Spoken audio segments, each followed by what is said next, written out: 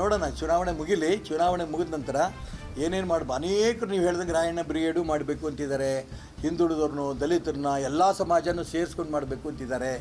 ಆದರೆ ಏನು ಮಾಡಬೇಕು ಅನ್ನೋದು ನಾನು ಒಬ್ಬನೇ ತೀರ್ಮಾನ ತೊಗೊಂಡಿಲ್ಲ. ಇದನ್ನೂ ಕೂಡ ಈ ಚುನಾವಣೆ ನಿಲ್ಲಬೇಕಾದ್ರೂ ಕೂಡ ಒಬ್ಬನೇ ತೀರ್ಮಾನ ತೊಗೊಂಡಿದ್ದಲ್ಲ. ಯಾರು ಈ ಪಕ್ಷವನ್ನು ಉಳಿಬೇಕು, ಹಿಂದುತ್ವ ಉಳಿಬೇಕು ಅನ್ನೋಂಥ ಅಪ್ಪ ಮಕ್ಕಳಿಂದ ಮುಕ್ತವಾಗಬೇಕು ಅಂತ ಅನೇಕರಿದ್ದಾರೆ. ಅವ್ರ ಹತ್ರ ನಾನು ಅಭಿಪ್ರಾಯ ತೊಗೊಂಡು ಈ ಚುನಾವಣೆ ಸ್ಪರ್ಧೆ ನಾನು ಮಾಡಿರೋದು. ಹಾಗಾಗಿ ಚುನಾವಣೆ ಮುಗಿದ ನಂತರ ಯಾರ್ಯಾರು ಈ ಭಾವನೆ ಇದೆ, ನನಗೆ ಪರಿವರ್ತನೆ ಆಗುತ್ತೆ, ಶುದ್ಧೀಕರಣ ಆಗುತ್ತೆ ಅನ್ನೋ ನಂಬಿಕೆ ನನಗಿದೆ. ನೋಡೋಣ, ಅಕಸ್ಮಾತ್ ಆಗಲಿಲ್ಲ ಅಂದರೆ ಈ ಭಾವನೆಯಲ್ಲಿರೋಂಥ ಇಡೀ ಕರ್ನಾಟಕ ರಾಜ್ಯದಲ್ಲಿರೋಂಥ ಎಲ್ಲ ಹಿತೈಷಿಗಳನ್ನೂ ಕೂಡ ನಾನು ಒಂದು ಕಡೆ ರಾಜ್ಯ ಮಟ್ಟದಲ್ಲಿ ಸೇರಿಸಬೇಕು ಅಂತ ಅಂದ್ಕೊಂಡಿದ್ದೀನಿ.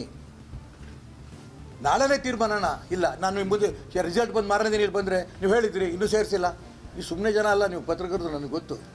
ಆದರೆ ದಡ್ಡ ಅಂತ ನಾನು ಯಾವ ತೀರ್ಮಾನನೂ ತೊಗೊಳಲ್ಲ. ಇಡೀ ರಾಜ್ಯದಲ್ಲಿ ಈ ರೀತಿ ಅನ್ಯಾಯ ಆಗಿದೆ ಹಿಂದುಳಿದವ್ರಿಗೆ, ಕುರುಬರಿಗೆ, ಈ ಮಾತುಗಳು ಅನೇಕರು ಹೇಳ್ತಾ ಇದ್ದಾರೆ.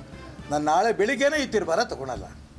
ಏನೇನು ಪರಿವರ್ತನೆ ಆಗುತ್ತೆ ನೋಡಿಕೊಂಡು, ಮತ್ತು ಪೊಲಿಟಿಕಲ್ ಮಾತ್ರ ಅಲ್ಲ, ಸಾಮಾಜಿಕವಾಗೂ ನ್ಯಾಯ ಸಿಗಬೇಕು ಅವರೆಲ್ಲರೂ ಕೂಡ, ಶೈಕ್ಷಣಿಕವಾಗೂ ನ್ಯಾಯ ಸಿಗಬೇಕು.